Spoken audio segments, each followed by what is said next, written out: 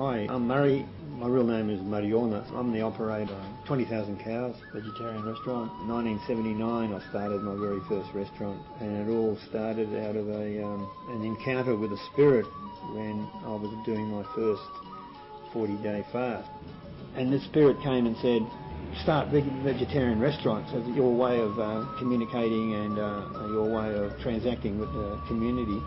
I thought, I'm just obsessed about food because I'm not eating. But the Spirit's message was so strong that I couldn't totally negate it or just reject it. I said, okay, if your message is real, corner me into it when I'm straight. In other words, when I'm sort of in some sort of normal state rather than out here in the sticks with having not eaten for almost 6 weeks. And then I just put it at the back of my mind and more or less forgot about it. About 3 months later, I was pretty well fully recovered in terms of weight and all that sort of stuff. I got a letter from the company I used to work for that said, we've accidentally overpaid you by $5,500. Now this is 1979, and $5,500 was pretty close to an annual income at that time. And I'd already retired or resigned from work, and I was living on royalties from my old science projects that I'd worked on, and that was my sole means of income. And so I went into a panic for a short time, and then within an hour or so I was sort of thinking, what am I going to do? I was thinking, I don't want to go back to my old job. Am I going to drive taxis? How am I going to survive to pay my house bills and whatever else? And I remembered the dream and the experience on the fast about starting restaurants, and I had $200 in cash left. I mean, $200 in 79 was quite a bit more, maybe it was closer to $1,000 in today's money. And I thought, I'm going to do it, I'm going to give it a go. So I set myself 7 days to convert the bottom floor of my 2-storey house into an open house restaurant. And the only advertising it got in that 7 days was when I'd go shopping for bits and pieces. I'd meet people who I even half knew. I'd just say, there's an open house restaurant at my house starting Friday. So Friday came, and by this stage the whole village had begun to talk about Murray building his ark, and they thought, Murray's lost it. He thinks people are going to come to his house as a restaurant. Friday came, and about 20 people turned up, and there's never been a night with no one. Since for the 21 years, 22 years that the project's been running, there's never been a night when no one has turned up, and that always, I think now it's been going so long with no one that if a night ever occurs that no one arrives, it will be some sort of signal to me the restaurant is wound up. But that's where the whole restaurant starts from, and I've been following this spirit guiding me. Like, I don't even know what I'm doing when I'm cooking. I sort of somehow put it together. If I try to cook privately, it hardly ever works. When I cook for the restaurant, everything seems to be all right.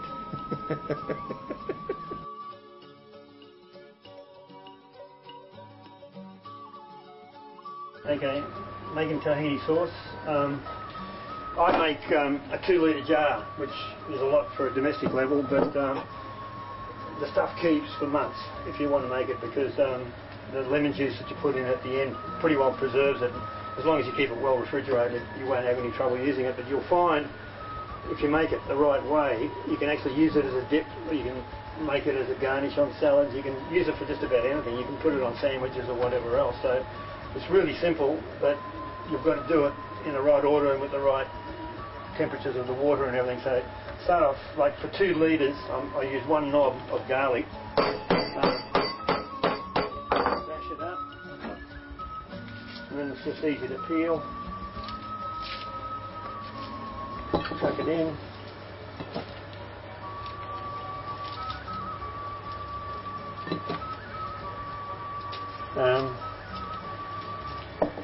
Tahini's a staple in the Middle East. Western countries have so far largely missed out on its value, but in Arab countries and in Greece, places like that, tahini is, which is made from sesame seeds, I suppose you know, is a really important staple. And you can make ice cream out of it. You can make hummus, make baba ganoush. You can make tahini sauce. You can just, there's almost no end to what you can do with it. The Arabs make halva out of it. So right, I use, it's up to you guys how much salt you use, but that is a low dessert spoon, and I use one of those per litre of whatever I'm making, and that is about, makes it up to about 0.8%,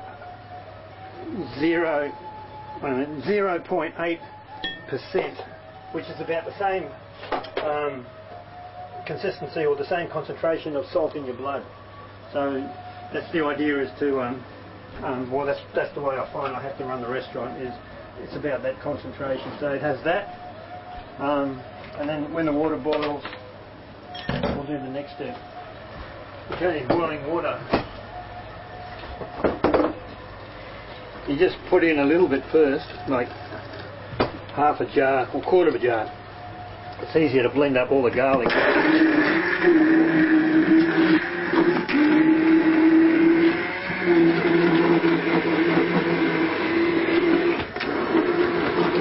One of the things, if you use an insertion blender like this, you're not contaminating it very much. Like if you use the blender, you've got nooks and crannies everywhere where you've got various organisms growing, and if you try to do something that you're going to keep for a while in something like that, you'll end up contaminating it, and it'll start to ferment on you really quick. Where something like this, which is really easy to keep clean, and it's got a very small seal down the bottom that doesn't seem to harbour much, and if you do everything in the jar or in the container that you're going to keep it in, like every transfer costs you contamination. And doing it this way, you've minimised it. Okay, so when all the garlic's blended up, you just top it up with the right amount of water, which is about 3/4 to, well, I'd say 2/3 of the jar is full.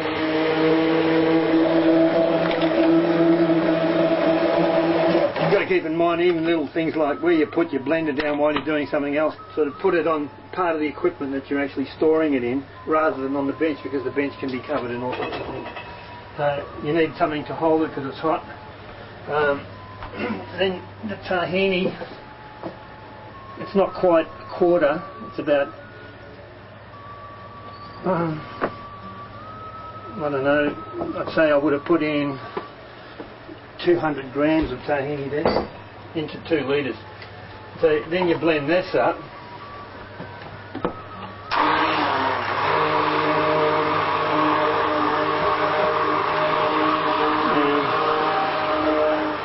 And make sure that it's all stirred up from the bottom.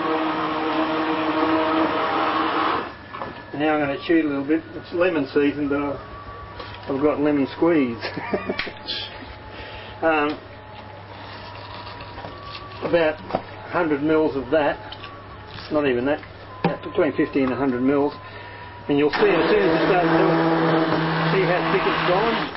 Like it's got, it's taken it from almost runny mass to a semi-solid. Just blend this for 30 seconds or a minute, so that you've broken it all up and emulsified it all really well. When it cools, it actually sets, and you've got to almost spoon it out. In some cases you do have to spoon it out. It sort of sets about the consistency of hummus. You've got to start with the boiling water. If you try to do it with lukewarm water, you won't get the thick setting. And then put a lid on it straight away, the lid that you're using. These jars, by the way, haven't been dried with a cloth. What we do is we do a hot wash and then a cold rinse, and then the jar is put on a rack on a slight angle, so any water in it will naturally just drain out of it, and you've got an air circulation in it, so they're just air dried jars.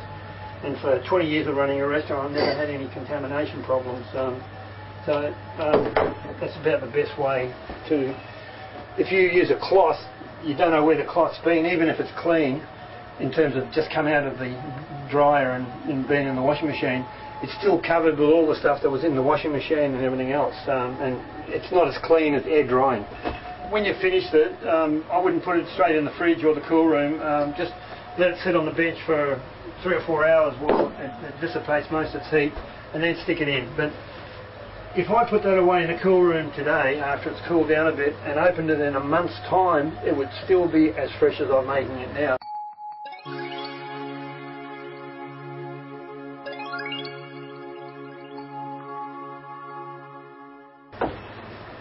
idli, I-D-L-I it's called. I've already made this, but we'll have to do this at another session on how to make fermented rice. It's rice flour, really fine rice flour that's been inoculated with I should get it for you just so we've got it now. Just hold it. Okay, a guy called Victoras Kulvinskas from back in the 70s who wrote a book, or a number of books, but one of them which became a Bible of people going vegetarian and going into raw diets. He called it Rejuvelac, and all it is you get some unsprayed wheat, organic wheat, from your health shop or somewhere. You put some in the bottom of a jar and cover it with pre-boiled cool water. In other words, it's been boiled and you've allowed it to cool, and when it's cold you pour it on and leave it sitting there for about, with a loose lid, you don't tighten the lid up, for about 3 days, depending on the temperature. If you're living in a climate where the temperature is running at 25-30 degrees, it'll take less, but if you're running at a colder temperature, it'll take longer. But when it goes murky like that, when you stir it, it actually settles. You don't see the murkiness, but that is the organism that you need to, which would be a complex of organisms. It wouldn't just be one organism, which you then use to ferment anything else. You can ferment nuts with it to make nut cheese. You can ferment other grains with it. When the fermentation starts to take place, you'll notice it getting murkier. And one way to test how far to go is you give it a whiff, and it shouldn't start to smell really rotten. It should only just have a little bit of a yeasty sort of odour about it, and after about 3 or 4 days you'll find it'll be enough. So you put that away into your fridge or into your cool room, and you only take little bits of it to inoculate whatever you're going to do. Like when I did this rice flour, I used a little bit of that, say 100 mils of it, no more, and then I just used pre-boiled water to make the paste with the rest. I didn't do it in this. I did it in a big bowl. It's easier to stir and everything else like that. You've got to make sure that you stir it in really well so that the organism can actually get to the particles of rice that you're fermenting, or whatever particles of nut or whatever you might be doing. And so the fermented rice. One reason to ferment things is that you get all your B vitamins, or a lot of the B vitamins. In some cases you get B12 as well. I'm not sure whether you get it with rice, but you certainly get a lot of the B vitamins. So you split the rice into much more metabolically usable components, and in that way there it becomes more nutritious. That's all fermentation is. It's pre-digestion really. It's just that rather than cook something till it flops into a mess, you use organisms which are non-harmful to you to actually do the cooking for you in inverted commas, in the sense that they start to digest the proteins and whatever that your body has to otherwise use enzymes and everything to do. And fermentation is a really good way of getting basic amino acids and whatever else and a whole bunch of vitamins into yourself without any cooking. This is about the consistency. You can see, like, it's a sort of, well, I don't know, how would you call it, toothpaste consistency, I suppose. It's not completely sloppy, but it's fairly sloppy. You'll need more water for that one. I add a little bit of straight rice flour. This is just rice flour, unfermented obviously because it's dry, because once it's fermented it doesn't bind as well as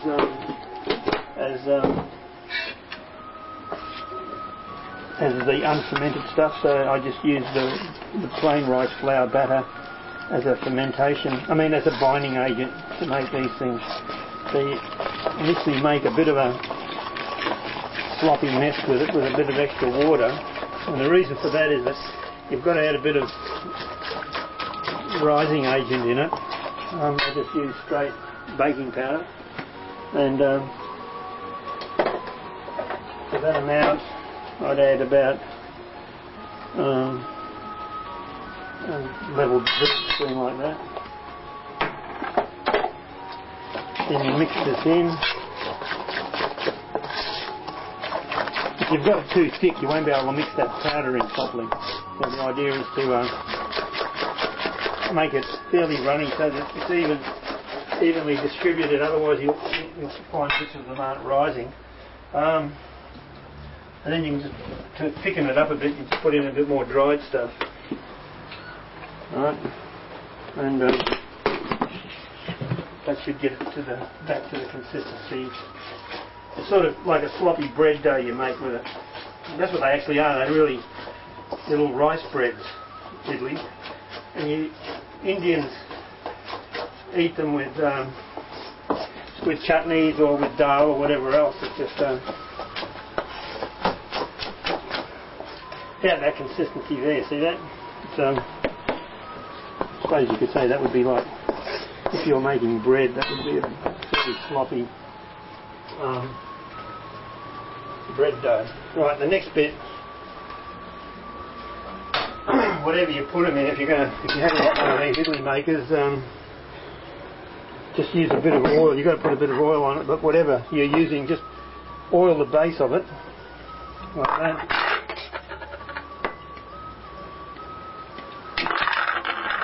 Just make quite a few. I usually serve one tray per serve at the restaurant. There are 4 of them. They're very filling because, like I said, they're not just like eating normal rice because you've fermented it.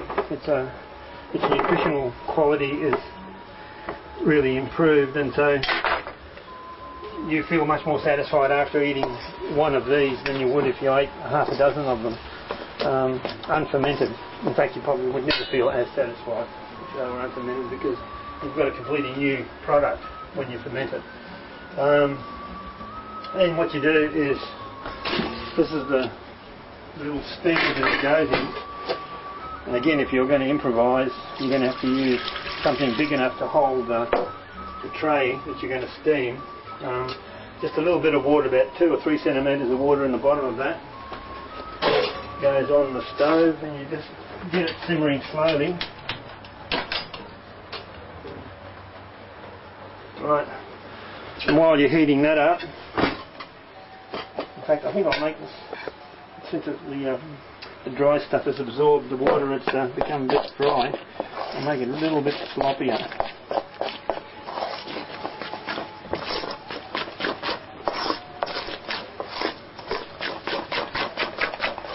Right, that'll do.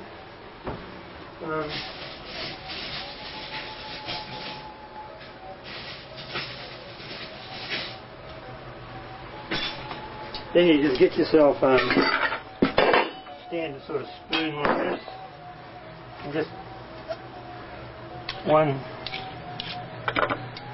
in there, one in there. Don't overfill them because the baking powder makes them swell out and they become quite fluffy if they work properly. I've had a few failures with them where I haven't put enough baking powder in. If you put too much in, it tastes bitter, so you sort of got to work out just the right amount for the amount that you're making.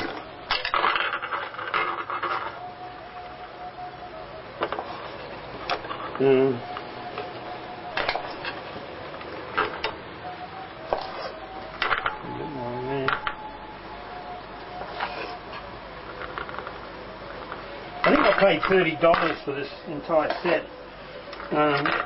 So if you're into this sort of thing, I put it away and didn't use it for the first 6 months, and then since I started using it, I'm getting orders all the time. So you'll probably find you'll really like them. And if you ever become skilled at making doses, people are going to come around your place and ask you to make them for them because they're a magic food. And we'll do one of those later on, or it might actually appear before this on the movie monitor. Okay, so you whack it together, screw it up, and then you just put it in the steamer. And where's the lid? There it is. The steamer's actually a little mini pressure cooker. It's got a little whistle on it that drives you crazy once it starts to work, and so I usually muffle it with a bit of rag or a bit of cloth. Looks like it's ready. So there it goes, the pressure's off, and there they are. So, see, they've doubled their size. You let this thing cool. You don't have to take it out of the tray. You just, if you're going to make a whole tray of them, you can just put the tray in a clean plastic bag, like a food rack bag, like something like that from Woolies. After it's cool, of course, otherwise you're going to steam it up. And then just tie it up lightly and stick it in the fridge or in the cool room, and just take each tray off as you use it. And like I said, the less you handle all this sort of stuff, the longer it's going to last you.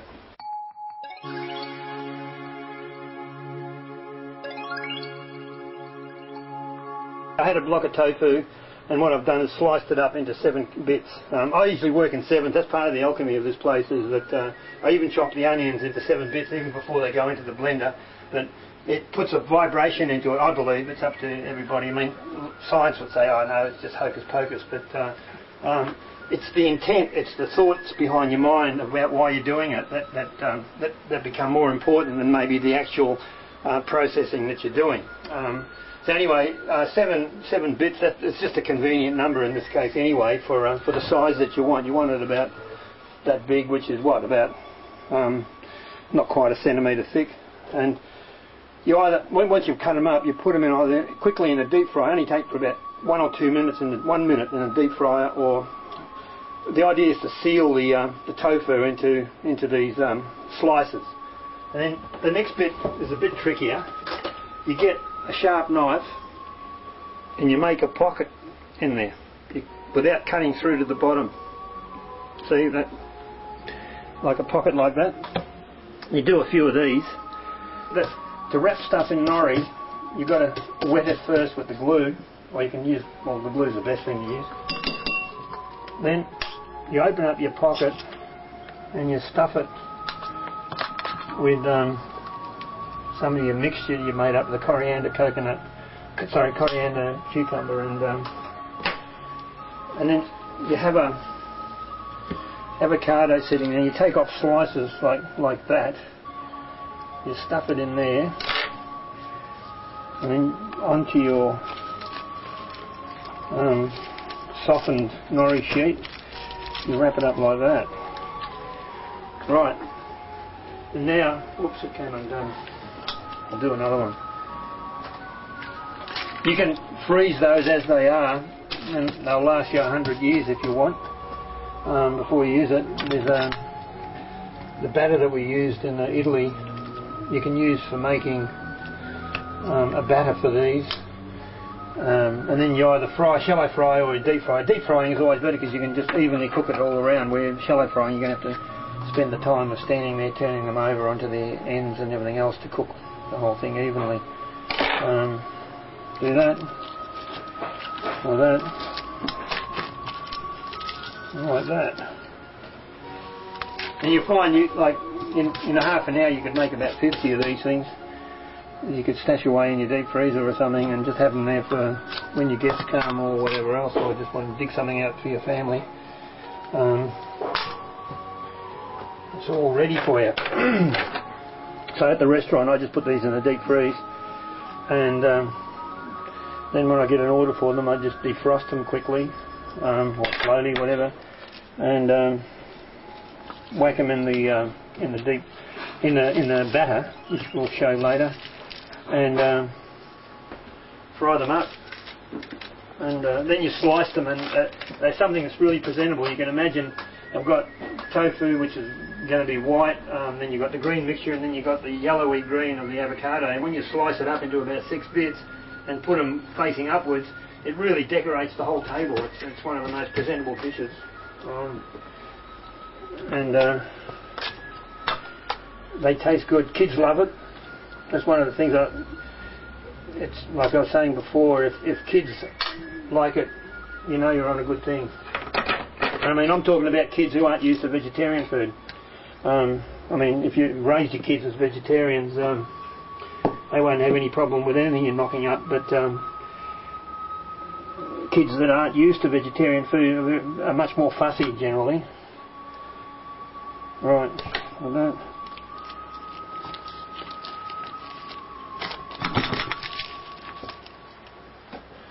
So yeah, well, you have to sort of have everything ready. If you're going to have to get up to get your avocado and get up to get your sheet of nori and everything, it's going to take you a lot longer to sort of have everything ready to go. You can even make these slices. You can fry them up. If you've got a deep fryer and you're about to turn it off and you think, oh yeah, you've got a block of tofu in the fridge, slice it up, fry it up, wrap it up and leave it in the fridge or the cool room for a while until you get to use it, and then you can use it like this. You know, so a lot of the stuff can be pre-prepared. We serve it with a slice of lemon and with a plum sauce that we make ourselves out of jam and soy sauce. It's a really easy sauce to make. I'll show you that later as well. If you're going to do a dinner and you're going to do about 2 or 3 of these, it's going to be all this work just for 2 or 3. But what the idea is, you prepare yourself to do, say, 20, and then you freeze what you're not going to use, and there's no problem. Well, it's taken about, what, 10 minutes or something to make these. There's 1, 2, 3, 4, 5, 6, 7, 8, 9, 10, 11, 12, 13, 14, and we've used 2 avocados, not quite 2 avocados, so that's about the measure.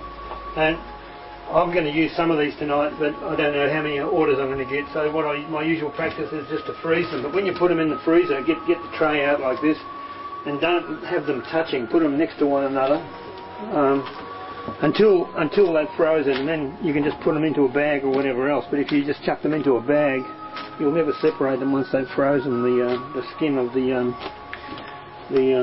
nori is just too fragile and you'll pull it apart. So just put them in the freezer like that. Actually, in 15 minutes time in the freezer, they'll be frozen enough to put into a bag.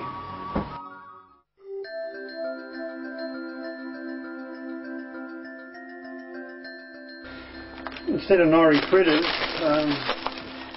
you can make spring rolls out of these, or a type of spring roll. And what you do, you don't have to put this in, but it's a really nice addition. And then you get 1 sheet of nori and break it up into either 4 or 5 or 6 bit strips like this. Oops.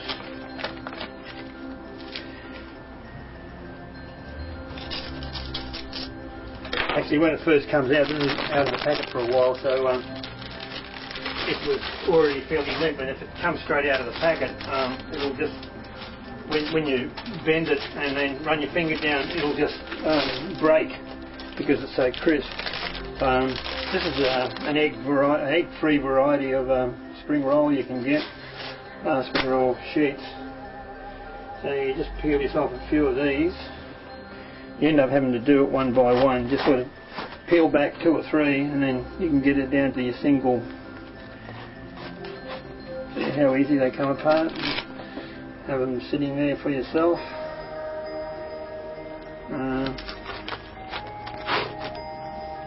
If you've got someone to help you, they can be standing there pulling these apart while you're filling them. I mean, this is a more complex type of spring roll, but if you make the normal spring roll mixture, you've got it all ready. All you've got to do is just spoon it out into your sheet, and it's rolled, so somebody who's pulling them apart for you can barely keep pace with the rate you're using them.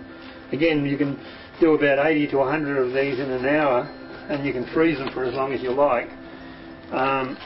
So they're there in the freezer waiting for you to use any time you like. And these ones too, I find you have to batter them because the mixture is so wet that they tend to fall apart if you freeze them. But I'll show you the battering later on. So you just put a bit of glue down the middle of it, put your strip on like that.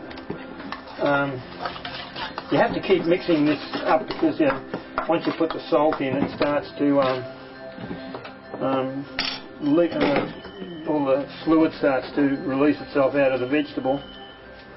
There you go, put a slice of avocado, maybe a little bit bigger, on it like that.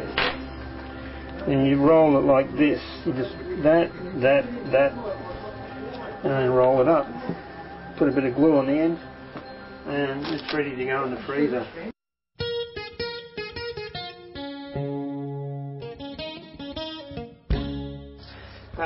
I'm making falafels, and one of the simplest things to make, peel some garlic. You can leave it in or out. I mean, you can either use it or not use it, but it certainly accentuates the flavour of the peas or the beans that you're using.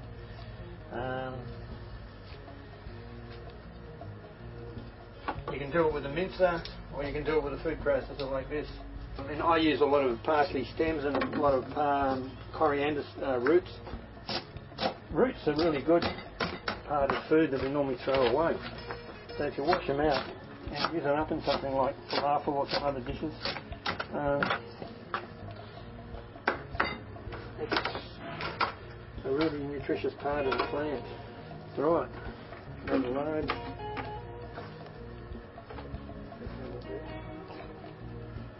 These are actually straight split peas that have been soaked for overnight. I don't. A lot of cookbooks will tell you to throw away the water that you soak things in, but I don't know. I don't believe in it. I've never had a problem with doing it. So I keep the water that's goes that they've been soaked in, or the excess water. Depends how much. If you use too much water, you can't use it all, but you've got to put some water into this mixture anyway. So I use the soaking water.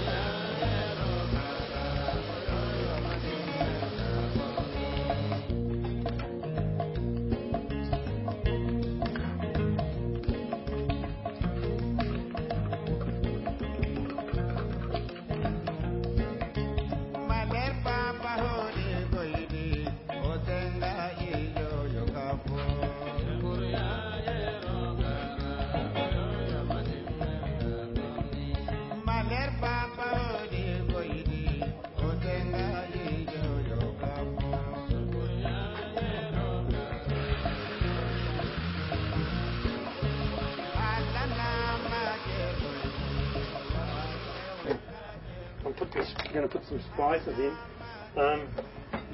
You can use almost any spice like cumin, coriander mixed together, or some people don't even put any spice in, they just put a bit of salt in. It's up to you, but mostly falafel are spiced up a little bit. This particular spice is called baharat. It's an Arab mixture. It's basically cumin, coriander, paprika, and nutmeg and black pepper. Like 2 portions of cumin, 2 portions of coriander, 1 portion of nutmeg, 1 portion of paprika, and 1 portion of black pepper. And you just give it a bit of a shake around like that. Mix it pretty well, and you can use it in whatever you're going to use it in. It's good for lentil soup, as I found too. So 1, 2, 3, 4, 5, 6. This will end up to be quite a big batch in there. 3.5, 4 kilos altogether.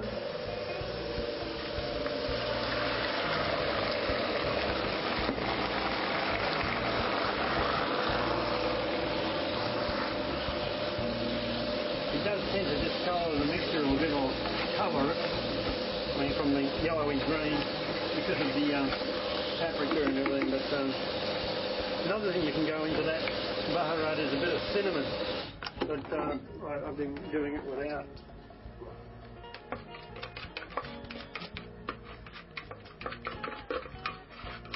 Right. One more. Okay, another thing, some people put it in, some people don't, but bicarb of soda creates an alkaline mixture, and where that helps, you don't put very much in, like about a spoonful like that for that entire mix is about all you need, and a bit of baking powder. about equal portions, 1 spoon of that and 1 spoon of bicarb. What the bicarb does by making it alkaline, a lot of proteins are pH labile. In other words, they will break up into certain fractions, like amino acid fractions, according to the pH that the whatever medium they're in. And so by putting a bit of bicarb in, bicarb, by the way, isn't a straight chemical in terms of something artificial. You use bicarb in your own body to transport all the carbon dioxide out of your body into your lungs and then expel it through your breath.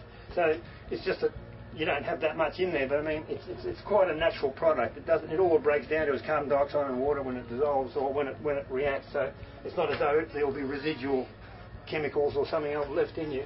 So by making it a little bit alkaline to start with, it causes the proteins in the beans, which you would need special enzymes in your body, which you don't have, to split up into the usable fractions of amino acid. It splits it up for you. So it's really like a pre-digester in some ways. And the beans will cook down much quicker. Like if you try that, say for example, get some peas or beans that you're cooking, like say kidney beans, and you'll have to have them on the stove for probably 2 hours if you're cooking, simmering them slowly. But if you put just like a half a teaspoon of bicarb into that solution, you'll at least quarter the time. If you don't want the alkaline medium at the end of it, all you do is put a bit of citric acid in, which you can get from any supermarket or anywhere else. It's this stuff here, or you can buy it from health shops.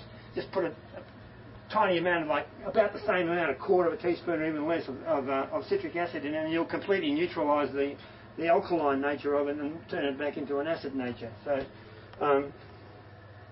but the reason why, if you put the bicarb in when you're cooking the beans or the peas, like these are going to be cooked in deep fries later on, it just helps the bean proteins to break down enough so that your body can reutilise them. Otherwise, if your body can't utilise certain protein sections, all you're going to do is pass it through your body and it's just going to be wasted. So that's why I use it. So we've had the bicarb, the baking powder and a bit of salt, and now you can use or not use this stuff, is besan flour or chickpea flour.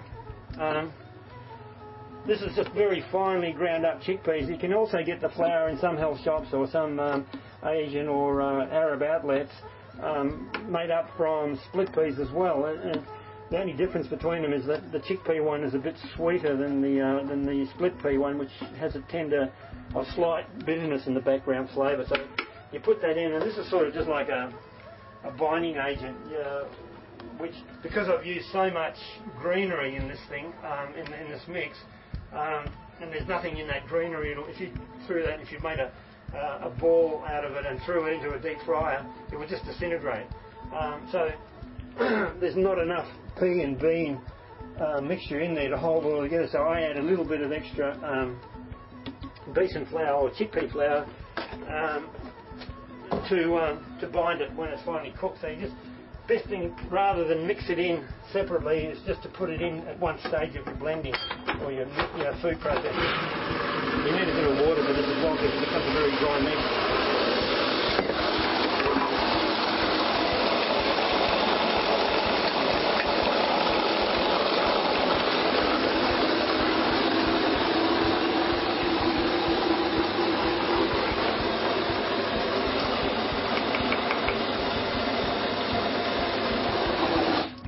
That's all it takes, and there's probably enough falafel here to make about 300 falafel, 400 falafel. So that's an idea of how much this is. So you wouldn't want to make this for a domestic, or this size for a domestic production, but if you did, if you've got a deep freezer, you could just make it like this, and you probably have 6 months supply of falafel mix for yourself. Just going to put a pair of gloves on to mix this stuff. My hands are in and out of the sink 100 times, 1,000 times a day, so they're probably the cleanest hands in the district, but it still just feels better to separate yourself from the food because you're really contacting a very wet substance here, and you don't want to just put your body into it. I usually just put these rubber gloves on as part of the surgery. And I was going to say, get the containers ready, because while you got your dirty hands, or dirty in terms of covered with the food, rather than you have to go to wash them to get your containers, if you just think ahead a little bit and you've got everything ready, then you just do it and you wash your hands once and you can throw away your gloves. You don't have to put this through the proof process, and just some raw sesame seeds. Just add that extra dimension to your falafel. Some of them fry on the surface, so you've got these little pockets of flavour that come into it. It's traditionally used in the Middle East, by the Arabs especially, to have sesame seeds mixed into the mix. See, you can see the consistency of it. That's about the consistency you need, although with a bit of sitting, because the water will be absorbed a little bit by the sesame seeds and a bit by the other stuff that's in there, by the flour, a little bit more, the besan flour, the chickpea flour, and so it'll become a little bit firmer, and you might have to moisten it up a little bit before you cook it. So this is what you do. You just put it into your containers. You can use a spoon for this, of course, if you don't want to handle it with your gloves in your hand. You could have mixed the thing with a spoon as well. You don't need the gloves just for that. Now this is a bit, if you don't have containers, you get one of your bags, and like a lump like that will make about, well, it depends on size, but I mean the average size falafel is probably between 8 and 10 falafel in that. So if you sort of want to say, oh well, I'll make it over a dozen falafel, so you just put it in the bag like that and tie a knot on it, stick it in the freezer, and then you can make half a dozen of those out of a batch like this, or more, and so you've got falafel that you can easily defrost, and you only do the work once. Like we've done this in, what, 10 minutes, done the whole lot. And so that's one of the big drawbacks in people find going vegetarian, is that the food takes so much preparation, but if you think ahead, like if you make a bigger batch and if you've got the facility to freeze it, then that's the best way to go.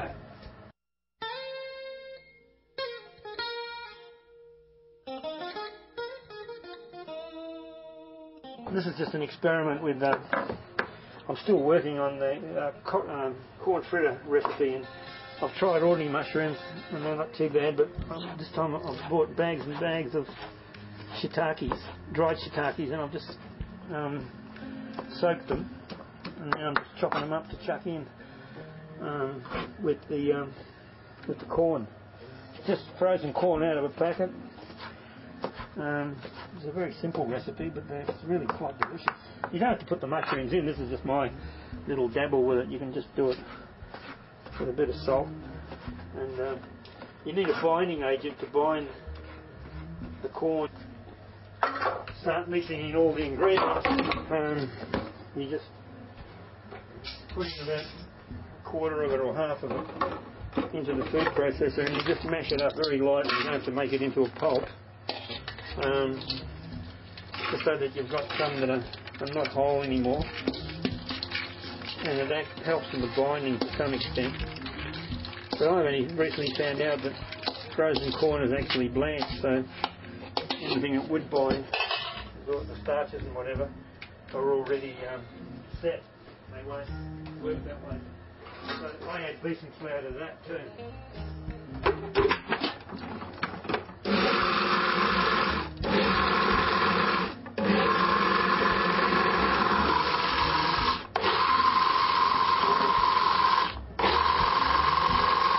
Just get it down to where it's more or less chopped up. It doesn't have to be a very fine pulp.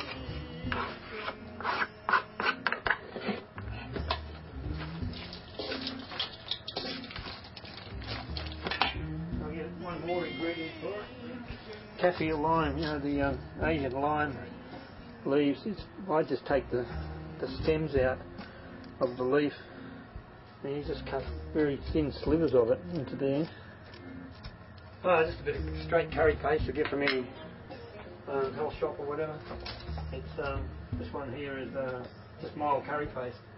You can use anything if you like, but I mean this is an experiment. So I used it once before actually, and it worked quite well.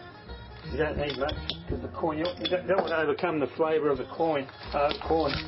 Just one spoonful, and this is 2 kilos of corn. And then a bit of salt. This is vegetable salt.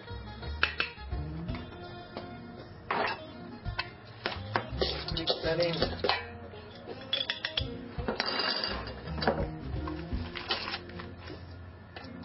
Waste it on the spoon. Yeah, the magic besan flour. This is just chickpea flour ground up to a very fine flour, and I'll probably use 100 grams for 2 kilos, or maybe a bit more. You can always, if what you do when you start to cook these, you roll one up in your hand and throw it in the oil. Well, you don't have to have deep fry, by the way. You can just shallow fry these in a saucepan on a skillet or something. I deep fry them here, but you just on a skillet you won't have any problems at all because it won't disintegrate. But in deep fry, if you haven't got enough besan flour in there, it'll tend to break up. So just try a small one, and if it holds together, then you can put the rest in. So just that's it.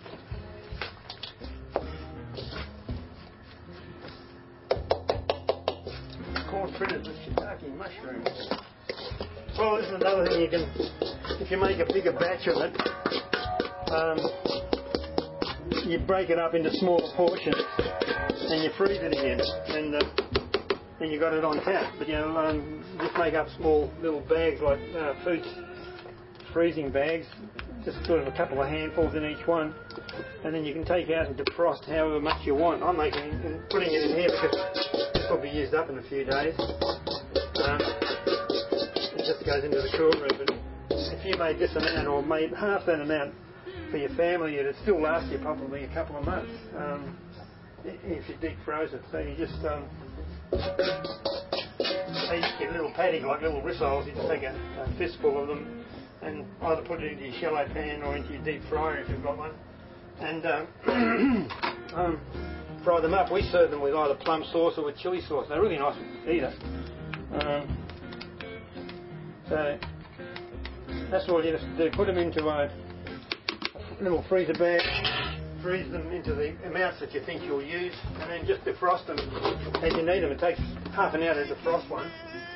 So you've got dinner ready in a half an hour, just like that. And so you can virtually have 6 months worth of dinner sitting in your freezer just by doing that sort of thing, falafel and whatever else, ready to go.